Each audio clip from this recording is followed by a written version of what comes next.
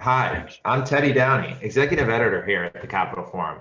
Within our energy reporting unit, we've developed a unique data offering that helps inform regulators and market participants about oil and gas operations in the Appalachian Basin and the natural gas market writ large. We have the Capital Forum's Daniel Sherwood with us, who spearheaded the project.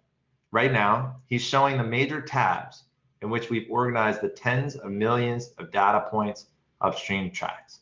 Operators, wells, regions, transfers, data, and access to our energy articles.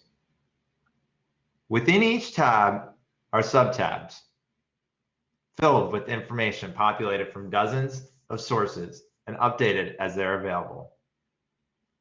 Daniel, can you take us deeper into one of these pages? Absolutely, Teddy. Here we're looking at the Operators tab, specifically EQT Corp, the largest natural gas producer in North America. As you see, this is the summary information with your general information here to the left pane, then a satellite and mapping of all of their assets, which is toggleable based on your query, organization hierarchy, total production, and producing wells. Teddy, as you said, each one of these has multiple subtabs. One I like to highlight is the decline, for instance, but each one of these features is toggleable and you can, slice and dice any way you'd like.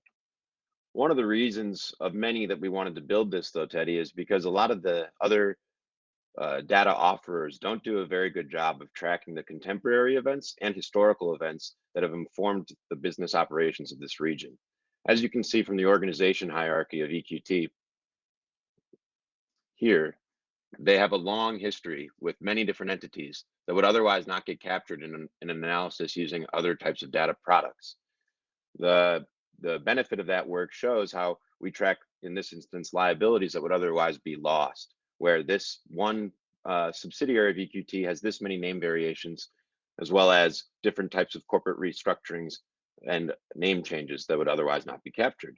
Here's another example of Chevron, international major, that is, the general populace thinks has exited the region, but our database shows they have yet to fully fold up their operations.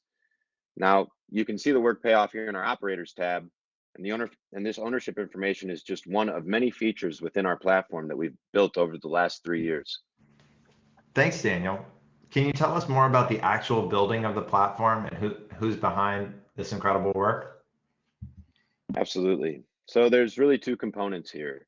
There's the data with our ETL processes, scrapers, MySQL queries, user interface design, but then there's also the journalism work, tracking the events like I talked about, changes in regulations for reporting requirements, and running down sources about production techniques.